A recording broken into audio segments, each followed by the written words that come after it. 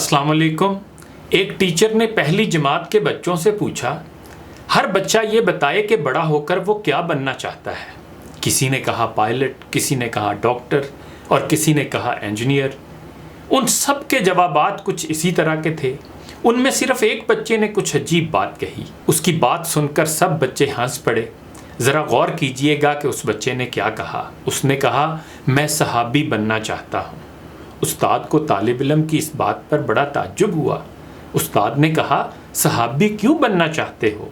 طالب علم نے جواب دیا، میری امی روزانہ سونے سے پہلے مجھے کسی نہ کسی صحابی کا قصہ ضرور سناتی ہیں۔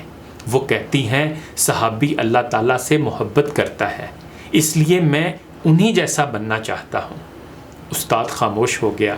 اس جواب کا استاد پر کچھ ایسا اثر ہوا کہ وہ اپنے آنسو بھی نہ روک سکا۔ وہ جان گیا تھا کہ اس بچے کی تربیت کے پیچھے ایک عظیم ماں ہے، اسی وجہ سے اس کا نشانہ اور مقصد زندگی اتنا بلند ہو گیا ہے۔ ایک ڈرائنگ ٹیچر کہتی ہے، ایک دن کا واقعہ ہے کہ میں نے پرائمری گریڈ کی ایک جماعت کے بچوں سے کہا کہ وہ موسم بہار کے منظر کی ڈرائنگ بنائیں۔ ایک چھوٹی سی بچی اپنی ڈرائنگ لے کر آئی۔ اس نے قرآن مجید کا اسکیچ بنایا ہوا تھا۔ اس کی اس ڈرائنگ پر اس کی استانی کو بڑا تعجب ہوا۔ ٹیچر نے اس سے کہا، موسم بہار کی ڈرائنگ بناؤ، قرآن مجید کی نہیں، سمجھی؟ پھر اس کی ٹیچر کہتی ہے کہ اس بچی کے معصوم سے جواب نے میرے رونگٹے کھڑے کر دیے۔ اس نے کہا، قرآن مجید میرے دل کی ربی یعنی بہار ہے، میری امی نے تو مجھے یہی بتایا تھا۔ کیسی عمدہ تعلیم تھی اس کی ماں کی۔ اللہ تعالیٰ کی بے نیام تلوار سیف اللہ یعنی خالد بن ولید جب قرآن مجید ہاتھ میں لیتے تو روتے ہوئے کہتے تھے، جہاد نے ہمیں تجھ سے غافل کر دیا ہے اے قرآن۔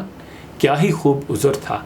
خدا سے دعا کرتے رہنا چاہیے کہ اے اللہ، قرآن کو میرے دل کی بہار، میرے سینے کا نور، میرے غم کا مداوا اور میری فکر مندی کا ازالہ بنا دے۔